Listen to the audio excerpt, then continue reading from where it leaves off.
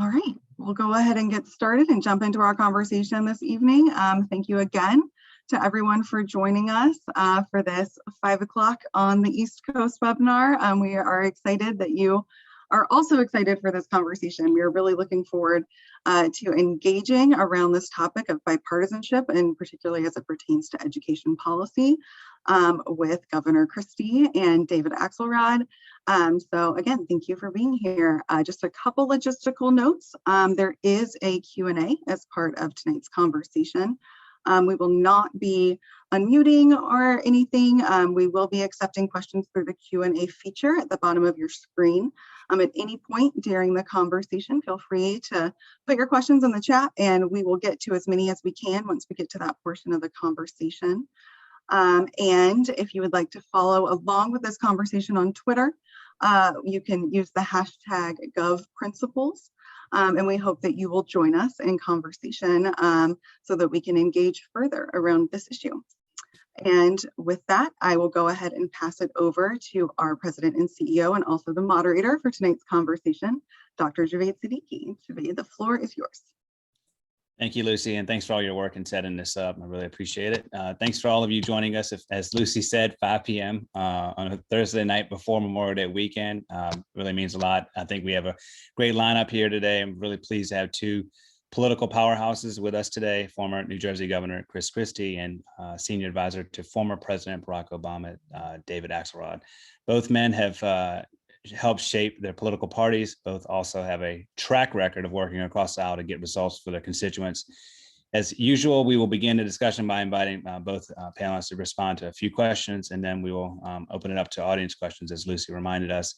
I do want to remind viewers the purpose of this conversation is to discuss how policymakers and leaders from all political perspectives can work together in the service of education and learning, and kindly request that all questions reflect that topic. So if you have a question, please submit it through the chat function, and we'll be monitoring that through the course of our conversation. So why talk about bipartisanship? In a survey conducted by Pew Research Center just before last fall's election, 85% of US adults said Biden and Trump supporters disagree not only over plans and policies, but also over basic facts. However, we don't need to see the research to know our country is politically polarized. We can all feel it in our day-to-day lives. So our conversation today is going to focus on how this divide impacts our work in education and how politicians might overcome it, particularly in light of the pandemic and its impact on schooling. What effect does it increasingly divided government have on the classroom? So to get us started, I'm going to direct my first question to Governor Christie. You certainly have a breadth of experience at all levels of government and across a wide range of policy issues. When I first learned about you many years back, I was tracking the good work happening in Newark. So over a decade ago, you partnered with then Newark Mayor Cory Booker in one of the most storied bipartisan collaborations in education to reform Newark public schools. Can you tell us what went into that collaboration and what prompted you to work across the aisle? Moreover, what can we all learn and apply from that example? Well, thank you. Look, first, the most important first part of this is that Cory and I had a relationship. And I think that what's really missing in our lack of bipartisanship right now is that, we don't have these relationships. So Cory and I had known each other for a number of years. When I became governor, he was mayor. And so we had a basic trust of each other's motives. We didn't always agree from a policy perspective. We trusted each other's motives. Secondly, why do bipartisanship? Well, I'm a Republican governor. He's a Democratic mayor in a democratically controlled city that doesn't have one elected Republican in it. So if I wanted to try to make a difference in Newark, I was going to have to work with the other party. And so that was an absolute necessity, because to me, walking away from the educational and other challenges in our biggest city was absolutely unreasonable. And I think on the flip side, if Cory were here, what he would tell you was that he knew that he couldn't accomplish the things he wanted to accomplish as the mayor of the city of Newark without state help. And so he couldn't, choose to just turn his back on us at the state because a Republican was in charge. So I think there was three elements to it, right? There was a trust between the two of us and a relationship that helped to form the basis of what we were doing, to be able to talk to each other at all. Secondly, there was a desire on my part to be able to really help the inner city, which some Republicans have been thought not to care about previously. And third, Corey knew that he couldn't do it on his own, so there was a practical necessity. I think those three elements are what drove what we were able to do with educational issues in Newark, New Jersey over the time that I was governor. Well, thank you for those opening thoughts, Governor. It was very helpful. David, I'd like to now hear from you and your perspective from the White House. President Obama often spoke to his penchant for bipartisanship and often took steps to engage lawmakers from both parties, even when the odds of winning bipartisan support felt probably very slim. Why was that so important to you both? What did you learn from that time, and what lessons does it have for today's leaders? Well, first of all, let me say thank you for having us. I'm honored to be here. Governor Hunt is really he's in the Hall of Fame when it comes to governorships, when it comes to bipartisanship, when it comes to education. And I'm pleased to be a part of this. I'm also pleased to be here with Christie, who is a friend of mine. And I say that not knowing if he has any campaigns in his future. I don't want to damage his political prospects by saying this, but we've had the opportunity to be together many times. He's been at my Institute of Politics at the University of Chicago and was a wonderful, wonderful guest there. He's been on my podcast. And while we don't agree on everything, and we may not agree on everything today, I think part of what's wrong with our politics is that we feel like we can't have relationships if we have different parties or different points of view, and we have to overcome that. As for President Obama, bipartisanship wasn't a political posture. It was something that he deeply believed in. If you remember back to his speech in 2004 at the Democratic Convention in Boston, he spoke about the things that bind us as Americans. You remember he said, there are no red states, there are no blue states. There's just the United States of America. And he really did believe that. And that was, I think that was the way he served in the legislature in Illinois. He was famous for working across party lines on some very tough issues in Illinois, like New Jersey at the time that Chris was there. Illinois at the time that Obama was in the legislature was a state with, he was in the minority in the legislature. There was a Republican governor. And he knew that he had to work across the aisle to get things done. And there were compromises involved, sometimes very hard compromises. But his attitude was, if you can make progress, even if it's not everything that you want, then that's what you should do. He carried that forward into the Senate. One of his mentors was Governor Lugar, Senator Lugar, I should say, from Indiana. And they worked closely together. And he worked closely with other Republicans in the Senate. His whole campaign was predicated on the idea that we needed to get past the sort of reflexive polarization in Washington. And I will say that that was as much of why we got swept along as anything else. There were a lot of Democrats who thought that was a foolish platform when he ran. We were running in Iowa, very partisan place when it comes to the caucuses. But that was the message that he delivered. It was what he believed. It proved to be difficult when we got to Washington, in part because if you run on the platform that we can rise above partisanship and you succeed, the other party doesn't necessarily profit from that politically. And that was the inspiration, I think, that Senator McConnell had. He did an interview with the New York Times and said, well, if we cooperate, then it'll just validate his message.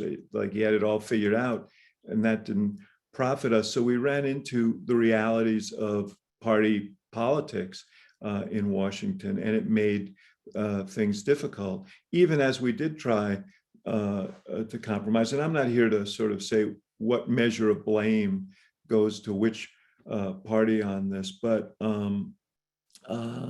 we ran into it in a lot of different ways, and we'll talk about this. But one of them was on education reform, to be completely candid with you. I mean, the president launched the race to the top.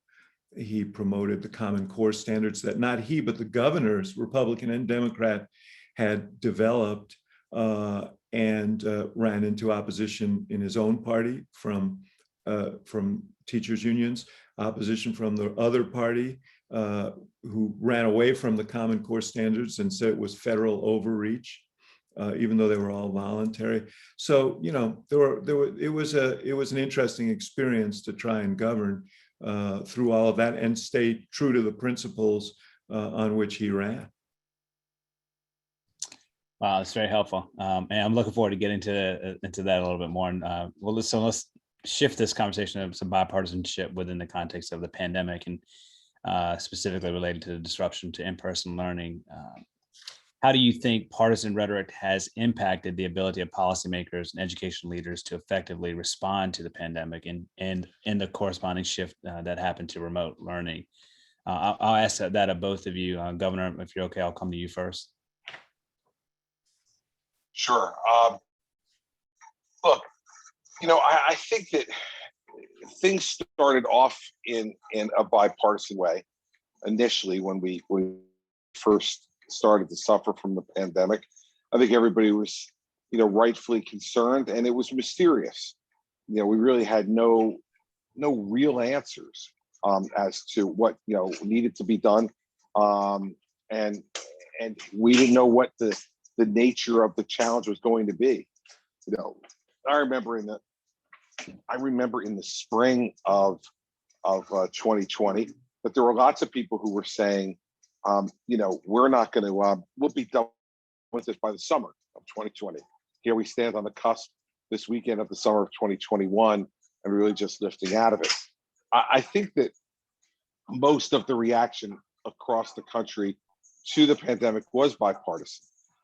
But there are clearly divides, philosophical divides that continue to exist and impacted on decision-making here regarding the role of government. It always comes back to me, to the role of government. And there are some, like I will say for you in my particular state, which had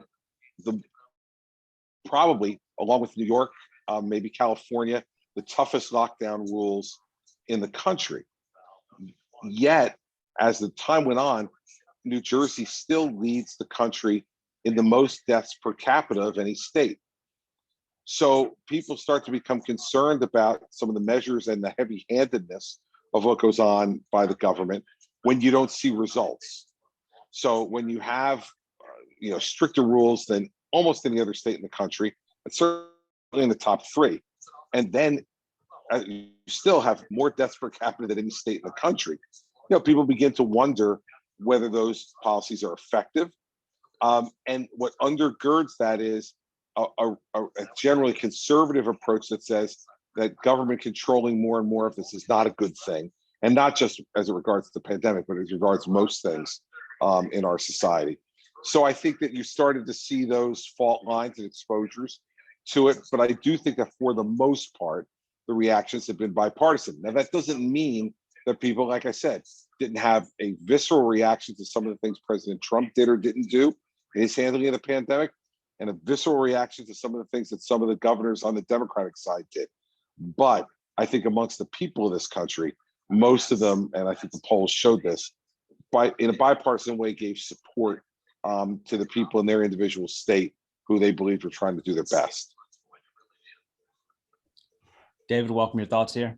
Yeah, you know, I agree in places and disagree in places. I do think we started off in the dark, and we were all left in this terrifying darkness together and tried to grope through it and figure out what was going on. There was an inconstancy of policy from Washington, and governors were often left to fend for themselves. You also had this situation where you had you know, scientists saying one thing, policymakers saying another thing. And look, shutting schools down, keeping schools closed, shutting businesses down. I mean, these are really hard decisions. You know, I'm mindful all the time. I tell people all the time, you know, we experience the pandemic differently in many ways, because I sat in front of a screen like this for a year and a half or 15 months, and I never lost a paycheck. I never had to worry about that. I never had to go out and expose myself in order to the virus to get a paycheck. I don't have young children. I wasn't trying to parent children 24/7 because they weren't in school and trying to help them through. I mean, we had different experience, but we asked a lot from people. We asked a lot of sacrifice. And anytime you do that, these issues can get weaponized. And the biggest problem we have in our politics, and it's not new, but it's just been turbocharged by social media and other modern accoutrements of politics, is that rather than working together to solve problems, too often we try and weaponize them for political advantage. So Chris points out I think rightly, that there is a philosophical difference, and there is a resistance among some in the country to what they view as overreach by the government. And this all got tangled up in this. And by the way, there's pressures on the other side too. Chris has been a critic of the teachers' unions for the position they took on reopening of schools. And there are times when there were governors who reopened the schools probably earlier than they should have, based on the science. And there are states that reopen schools later than they should have, based on the science. And there were political motivations on both sides for that. So I think, politics did play, well, whether the bulk of the country were in the same place, there certainly was a great divergence of decision-making on the part of policymakers. And I think polarization politics drove some of that. So I'm gonna kind of probe this question a little bit more, but I do want to just do a quick reminder to our audience. Please submit your questions. We have a few more questions I'm going to ask, and then we welcome the audience questions. So when there was some data that came out that sort of took the county by county, and certainly across the country, all the states, and the counties that went for Clinton, vice counties that went for Trump. And then what were those behaviors of those local school boards in those counties? And it looked like were the districts that were Trump or red were more likely to the reopening. And so that's where sort of this idea that it became partisan, and then that the rhetoric around whether they're policymakers, pundits, right-leaning, left-leaning. So the general lay folk out there, they had this idea that Republicans want one thing, Democrats want one thing. I think everybody thought, safety was a question, but the definition of safety really is what I want to probe right now, around the emotional, mental health of young people not being in school, sort of being confined. And sort of the opposite of that is kids not being potentially exposed to this pandemic. And there were evidence on both sides. I think schools that opened that did not have spikes, and schools that didn't open that did have spikes, and schools that did open that had spikes. So how do we make sense of it all? And that's their sort of partisan rhetoric. How do we figure out what is really the best path forward if we're not able to engage in meaningful dialogue? And how do we get back to that? I'll open that up for both of you. This time I'll start with David. Let's go last. Go on and I'll jump to you, David. Governor.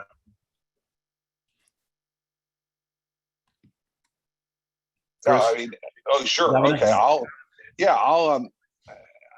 say this, that I think the closing of schools from March of 2020 and through the summer of 2020 was absolutely justified.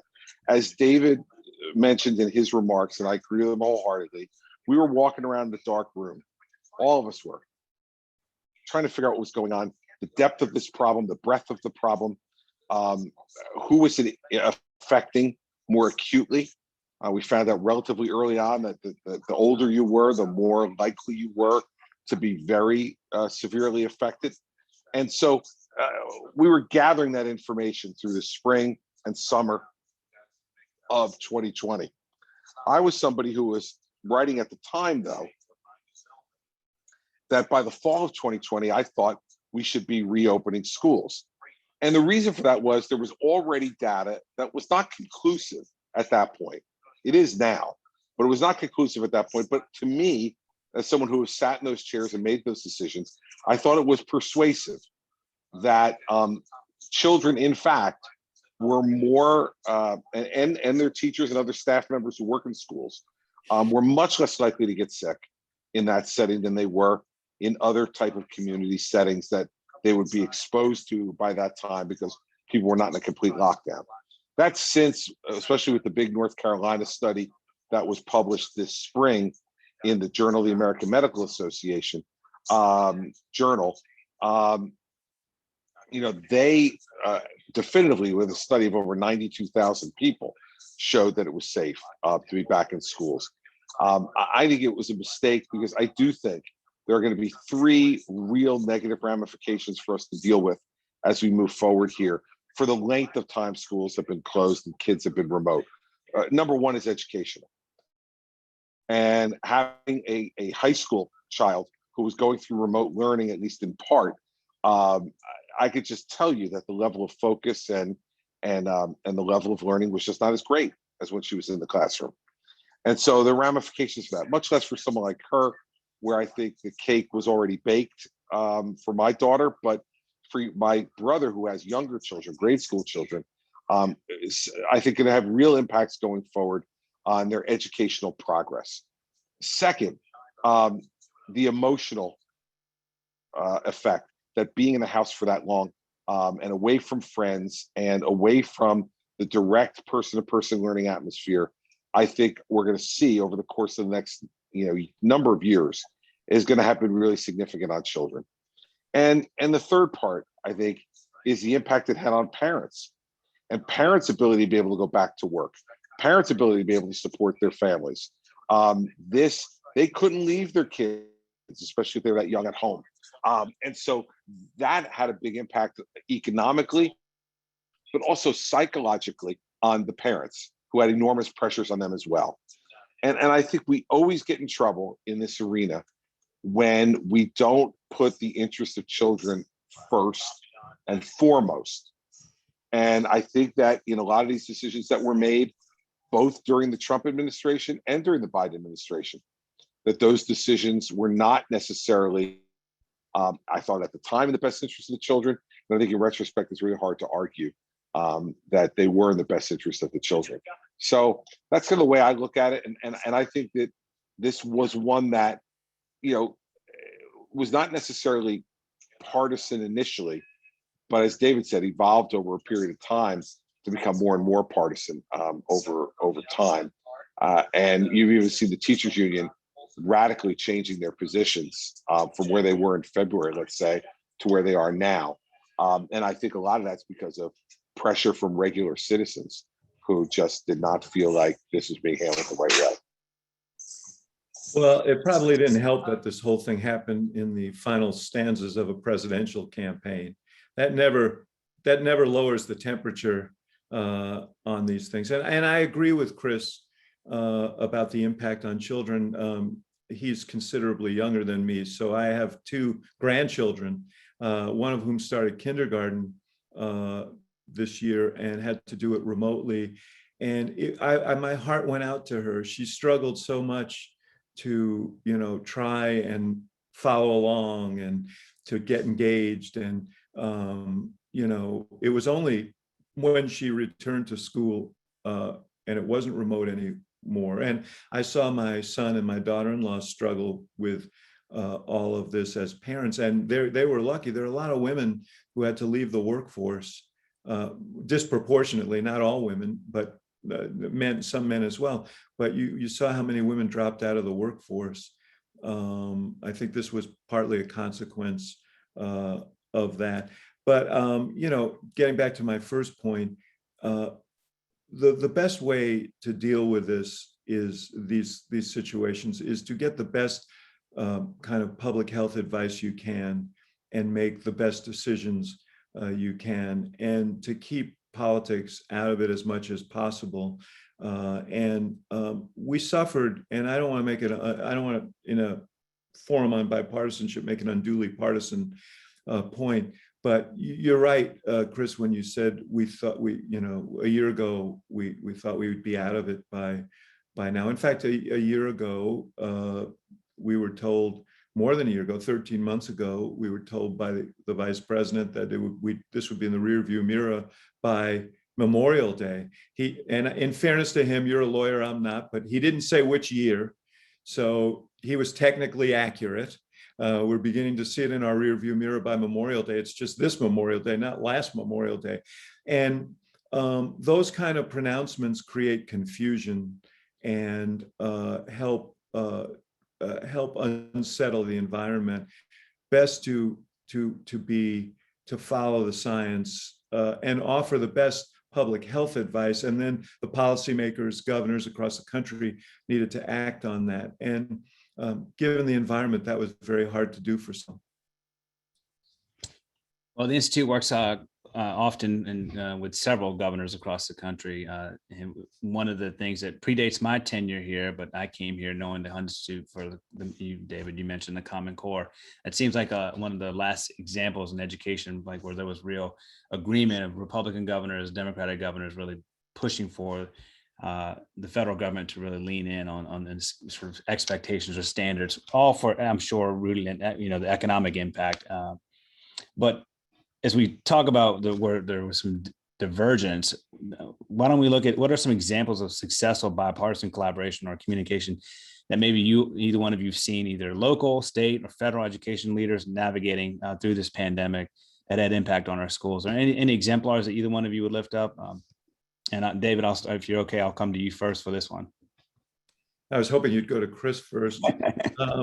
Let me just say parenthetically, and it doesn't relate to the pandemic, that I think one of the inspiring moments of the Obama administration also became an albatross for Governor Christie in his political career, and that was during the Hurricane Sandy, the superstorm Sandy, and the disaster that beset the country right before the election in 2012. The president wanted to go up. New Jersey was particularly hard hit. The president wanted to go up and see the damage, and he and Governor Christie had been in contact to talk about what the state needed.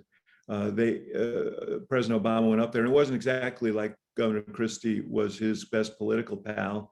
He had skewered him at the Republican convention, as was his job as the keynote speaker. And, they had differences. Everybody understood that.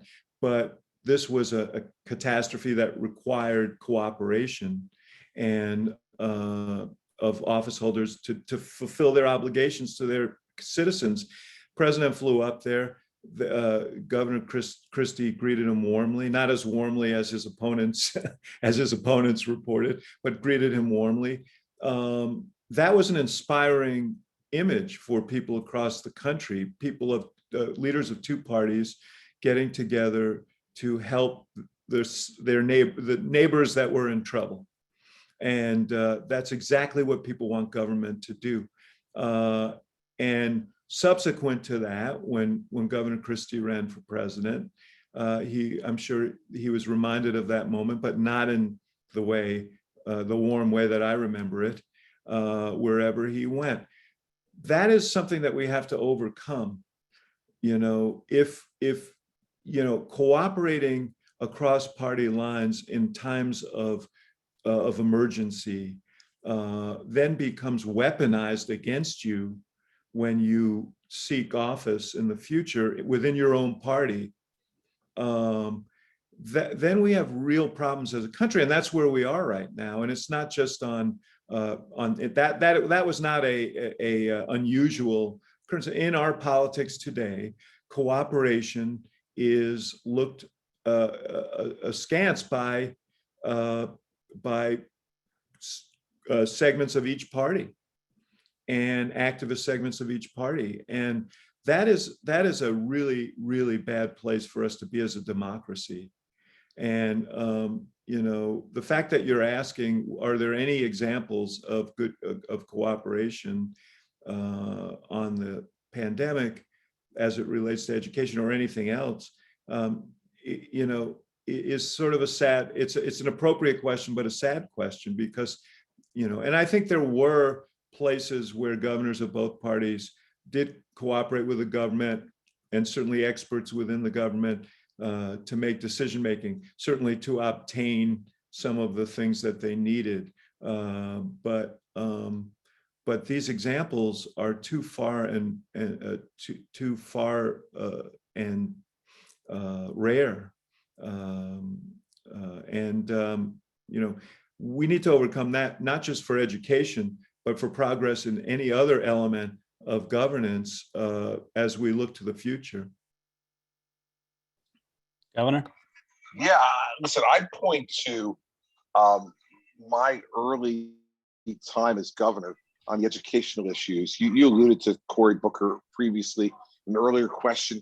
There's also was a gentleman who started a community organization in Newark called the North Ward Center, who since has passed away just recently, Steve Adebato Sr., who focused on the education, particularly of minority children. And he started a great charter school in Newark, New Jersey, that was 85% African-American and Hispanic.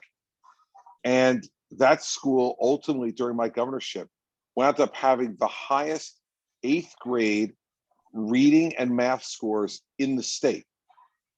Now, these are children that we were generally told at that time just had much more difficulty learning and couldn't be taught and couldn't achieve at that high level.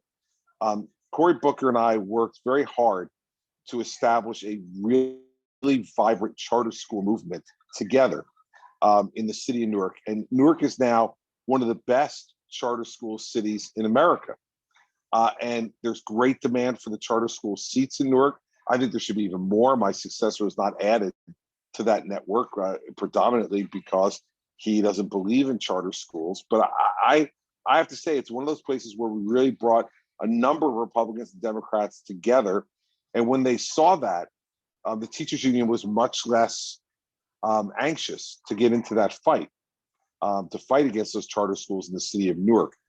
And my first visit as governor-elect, the day after the election, was to the Robert Treat Academy, which is that charter school in Newark. And I wanted the whole state to see two things. I wanted those families in Newark to see that this governor they just elected was going to focus on making sure that urban education was improved, and I invited not only Mayor Booker, but the county executive, who was a Democrat, and all of the state legislators who represented that area of Newark, who were all Democrats, to be at that event that day. That sent a very strong message. And I think secondly, the message I wanted to send was that we were going to try to make education as much as we could in places that were really suffering, like Newark was, a bipartisan issue. And so there are instances of that cooperation, and it happened a number of times around education in my governorship. And I think it's happened in other parts of the country as well. But David is not wrong that those are too few and too far between. But I don't want everyone to be totally full of despair, because there are examples of when it's done. And I will tell you, there are children of Newark today who have benefited from that, who are now at some of the finest colleges and universities in this country. And it's because to get together collectively, myself, Mayor Booker, Senator Booker now, and the rest of the leaders said, we're going to invest in these kids in a way that's meaningful. And the results are extraordinary. I'll give you one other example in Camden. We've done the same thing with charter and Renaissance schools. The dropout rate in Camden over the last 8 years has gone down by 30%, and the high school graduation rate has gone up by 20%. So you now have an over 70% high school graduation rate in Camden. Before it was below 50. And you have a dropout rate now that's in the mid-20s when it was approaching 50%. Again, it gave all these kids an opportunity to do something different, and the families. So I think, and again, they're Democrat mayor in Camden, Democrat county government, Democrat Board of Education, and a Republican governor there are ways that we can do this. We just have to be willing to take some risk. There's risk involved politically. And I'll say one thing, since David brought up the very famous Obama Christie hug, as it's been characterized. And given when you look at the picture, it's a handshake between the two of us, and President Obama placing his left hand on my shoulder. Listen, I have a Sicilian mother. That's not a hug. We know what hugs look like. And so did President Obama. But I will say that day I absolutely said what I believed, which was that at that moment, 2 days into the recovery from the storm, that everything I'd asked for from the President of the United States, he had given me. And that his presence was uplifting to the people of the state who were in real despair at that moment. And having the President of the United States come and see all this himself and raise their spirits, I will tell you, if I had it, knowing all the guff, and David's right, that I took within my own party years later for having done that, if I had to make that decision again today, I would do exactly the same thing, because the most important thing was rebuilding our state, much more important than anything else that was going to happen in the future, and welcoming the President of the United States. And I want to remind everybody, Mayor Mike Bloomberg, and David will remember this, Mayor Bloomberg would not welcome the president to New York City. He said, no, I don't want the president here 6 days before the election. We welcomed the president, and I don't have any regrets about that at all. And I think it was a powerful moment, and I hope it continues to serve as not an inspiration, but continues to serve as an example that it can be done. Two pretty strong-minded political figures, and myself and the president, and we found a way to work together. Yeah, let me just say just a couple of things on what Chris said about charter schools. And, one of my, President Obama was a supporter of charter schools, of more accountability, of standards, of, as reflected in the Common Core standards, again, not mandated by the federal government, but developed by governors, and Republican and Democrat. Race to the top was a competition between states, which is fundamentally, that should be a welcomed approach to Republicans. And I'm sad about some of the backsliding that's happened since then. We had momentum then. We need all those things. We need accountability. We need standards. We need innovative ideas. We do need charter schools. My daughter-in-law is associated with a charter network in Denver. She was a director of a school for 7 years that's done miraculous things with poor kids in Denver. Huge college attainment rate, huge achievement. We have to do all those things, but we have to get away from the idea that if someone has an idea and they happen to have the wrong letter next to their name, whether it's a D or an R, that we're going to oppose it. That is a really destructive quality in our politics right now, and we have to overcome it. So it kind of leads perfectly into a question we have from our friend Eduardo, my colleague in the Pahara network. So I want to thank Eduardo for his question. Is there a space or an opportunity for a leader from either party to set a vision for education that resonates with voters from both parties? And as a sort of sub question, is education an electable issue? So Governor, do you want to react to that? Is there a space for opportunity for a leader from either party to set a vision? Sure there is. And it won't be without controversy. But I do think that the American people, one of the things that they universally care about is the education of their children. At this stage in our country's history, there really is little debate left that education is one of, if not the most prominent key to future success and happiness in our country. And so, I do think there's places to do that, but you've got to be willing to come forward with some innovative and, as a result, controversial ideas. But I think there is a space there. The question is, will anyone fill it? And will you be willing to take the risk to fill it? Because the people who want to fight this on both sides of this argument are usually fairly deep-pocketed and very willing to spend their money to inflict harm on those who are speaking out contrary to the way that they like to see things go. So you got to be ready for that.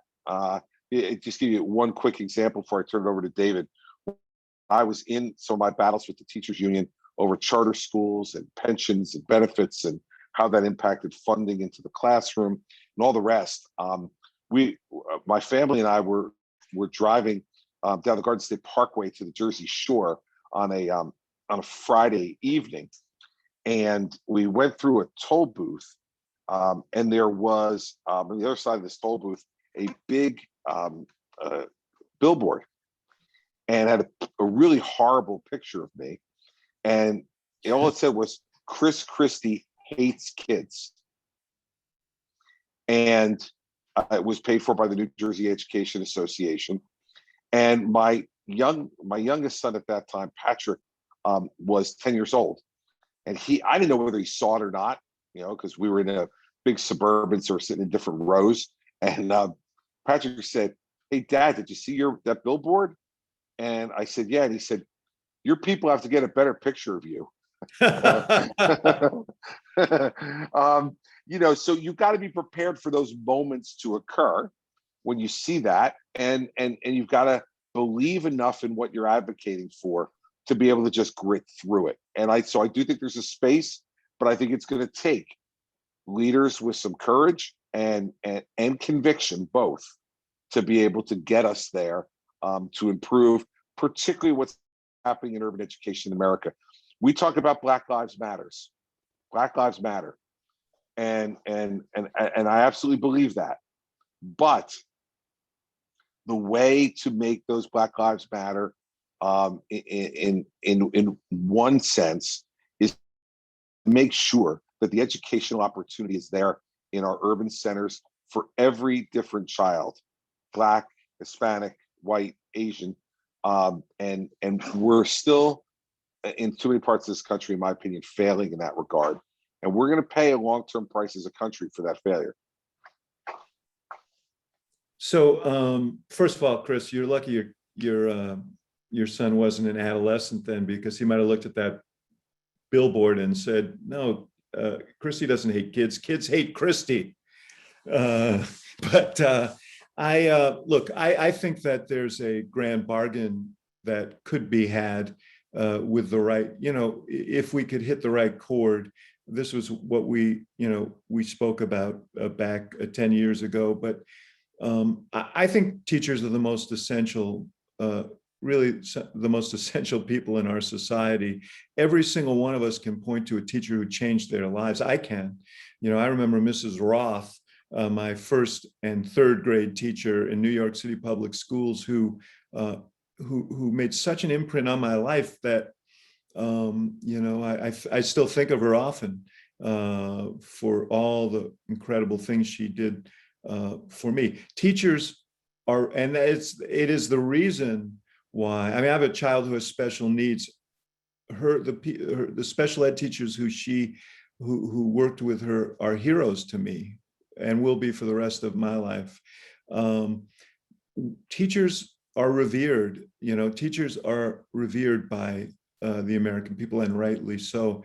And they are essential, more essential now than ever in the world in which we live. We ought to pay them like the essential professionals they are, but we also ought to ask in exchange for the accountability and standards that we ask of professionals, of other professionals. And I think so. We ought to promote both ideas. And if we do, perhaps we can arrive at the right place. And but it's easy to fall back into, there is profit in, and I'm not. This is not aimed at Chris Christie. There is profit in Republican politics for taking on teachers unions, even as teachers unions will spend a lot of money to try and beat you. There is profit in democratic politics for attacking charter schools and accountability and standards.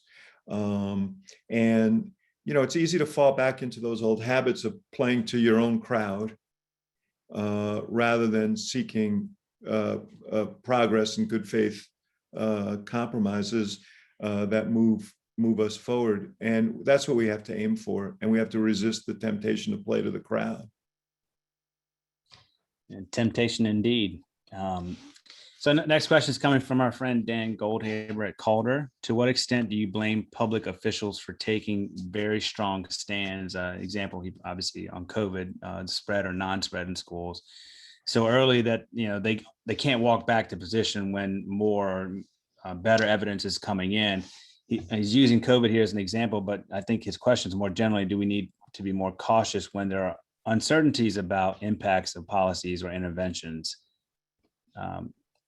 Governor, do you want to react to that first? Sure, I think we need to be honest. Look, at the end, and I think one of the things that failed us over the last number of years has been a lack of candor in our public life.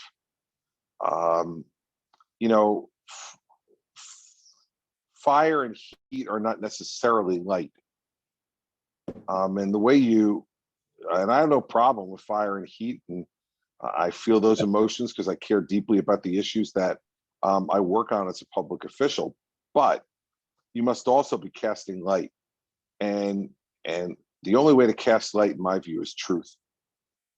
And so I do think that that's what's been lacking more than anything else in our politics. Is this idea of not talking about things that are absolute truths in all this.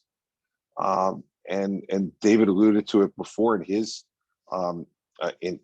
remarks that people tend to fall back into the easy patterns, and that's certainly not something we want folks to do. We want people to tell us the truth. I think people deserve the truth, and so there are times, look, when I was governor, where I admitted I was wrong.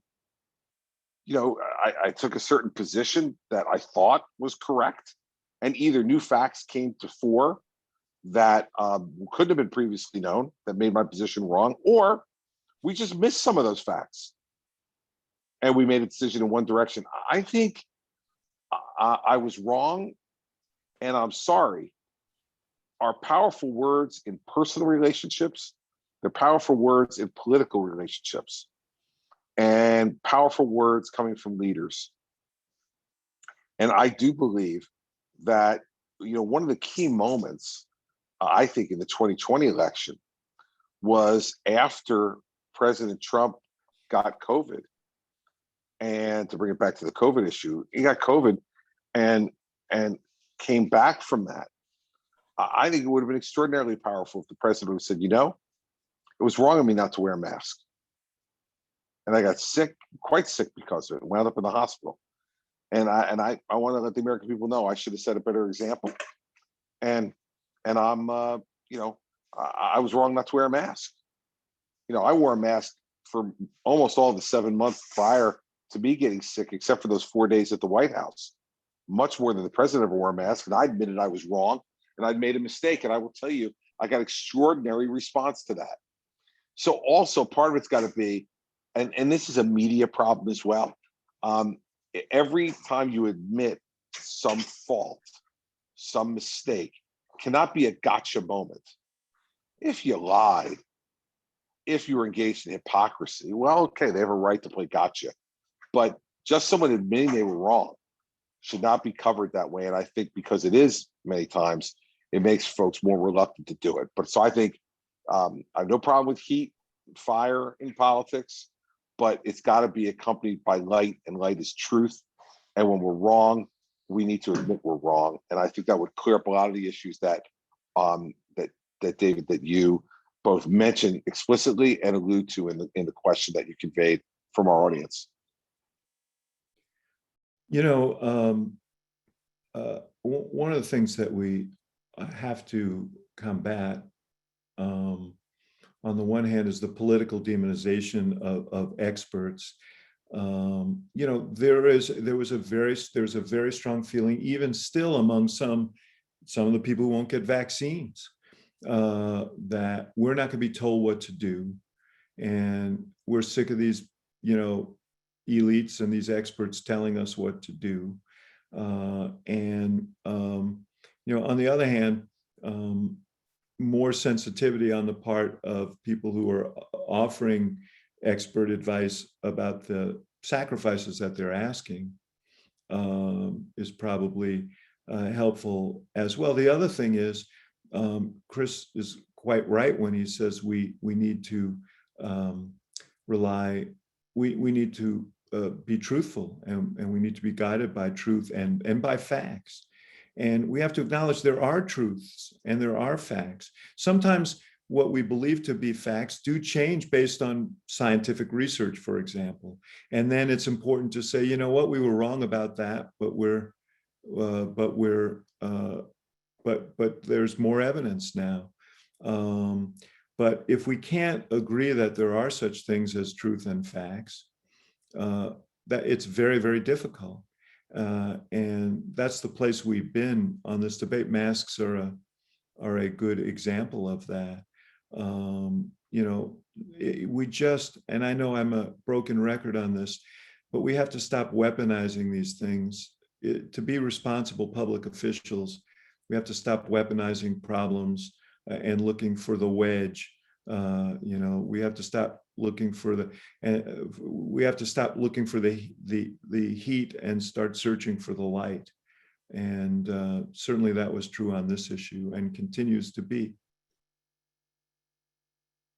Is there one issue in education that you think is well positioned to win bipartisan support in Congress right now? I know expanding pre-K, our director of early childhood, Dan Worry, has been working a lot with Idaho and Montana, which are red states, and they're doing some really great work in this space. Kirsten Baszler, state superintendent in North Dakota.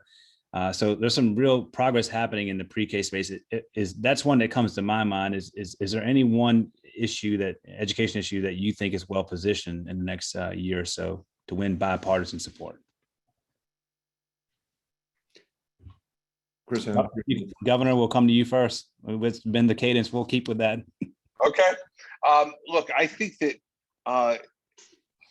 one of the issues that I think is going to be really important and is going to necessitate, and I think can attract bipartisan support, is going to be the recovery of our educational system from COVID and the COVID effects that we talked about earlier on in this program. I think everybody's going to have to come together to acknowledge certain things that may have to happen, like the 2021-2022 school year may have to run for 10 or 11 months.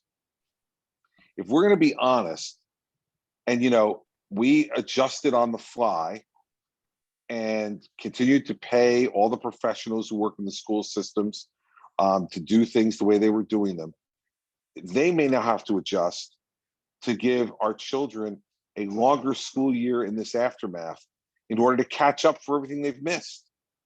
And I think that you could see Republicans and Democrats both supporting that. I think that parents would absolutely support the idea of, okay, we had a briefly truncated 1920 school year. We had a significantly truncated 2021 school year. So let's make the 21-22 school year a 10 or 11 month school year, so that we give our children an opportunity to be able to catch up on the things that they fell behind on. And I do believe that would be something that could gather some real bipartisan support. And the reason for that is because it would gather real citizen support, real parental support. And I think people would be willing to make the adjustments that are necessary for that, to do that. And that would really be putting the interests of children first. So that's an issue that I haven't heard anybody really talk about, but I think could be one that could gather some real steam and support if a number of our leaders, both in Washington and the state houses across the country, started to talk about it. I would wholeheartedly support that, and I agree with you, Chris. I will say that, in the past, now this is an extraordinary situation. In the past, when I've seen testing on this issue of lengthening the school year, because it's absurd that we're still on this agrarian calendar. I mean, we should have longer school years than we do, but people were really resistant to it. They're really wedded to those summer vacations and so on. So, but let me just make a different point. And I hope, by the way, that universal pre-K does become the norm. I mean, it's the research is overwhelming. The Hunt Institute knows this. Every educator knows this. Those are hugely important years, and that would be a great investment in the future of the country. And one of the things that was underscored, whenever you have a crisis like this, disparities between communities come in sharper focus. In Chicago, for example, there were 100,000 inner city kids who didn't have access to the internet. So they were being told, you need to go to school virtually, and they didn't have the way to do it. I'm sure there were rural corollaries to that. I have a home in rural Michigan. We don't have easy access to the internet there, and certainly reliable internet. And so I hope that we will take a look at the disparities, the many disparities that have been uncovered by this pandemic, and ask ourselves, how do we deal with them in such a way that no student starts off behind, that everybody has an equal chance, and where we need to shore up the infrastructure of our educational system in order to make sure that those inner city kids, those rural kids, have the same opportunity as other students to reach their full potential. And David, I would just add to what David just said. I think this screams out for us to do a serious and strong infrastructure bill. I've been saying this for a long time, and the fact that there were places in this country that didn't have the opportunity to go remote in a reliable way because they didn't have the type of broadband coverage that was going to be necessary to be able to have a reliable school day, even remotely. This should make the sense of urgency, and I see there's negotiations. I'm reading at least that negotiations are going on in Washington surrounding hopefully a bipartisan infrastructure bill. A large, emphasis in that, and I think both sides are saying this, should be on what I call the educational infrastructure too. This broadband in particular, which is incredibly important for our children's learning, regardless of whether we're doing any kind of remote learning. They need that to do research, to do all the things that we do now, that David and I used to go and get into the dusty books and the stacks of a library. And, my children look at me like I have three heads when I talk about that. So I think we need to be focused on it. Hopefully, we've seen some movement from Republicans in the Senate towards a much larger infrastructure bill. We've seen some movement down from the president and the White House to try to meet them. And hopefully they're going to be able to do something like that, because that would be a really positive signal for our educational system and for just political progress in the country. Well, I see Lucy, so that's my cue. Governor David, I appreciate both of you. Our sincere thanks to the both of you making time after 5 o'clock to be with us and join us with our really dynamic audience. Awesome reflections, not only gave us a lot to consider, but your presence together, it's refreshing. It reminds us that civil political discourse is both possible and also necessary. So many thanks for taking your time out of your schedule to join us. Lucy, I'm going to kick it over to you to close us out. Thanks, David, and thank you to David and the governor. This has been a really great conversation, and thank you to all of you for joining us. When this window closes, there will be a survey. We ask that you please complete that for our continuous improvement.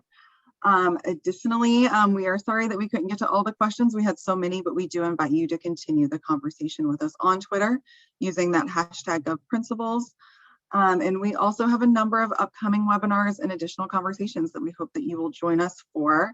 The link is in the chat for where you can get to our webinar page with the registration link for all of these conversations, including next Wednesday, our early efforts webinar on cultivating shared leadership. So we hope to see you for those.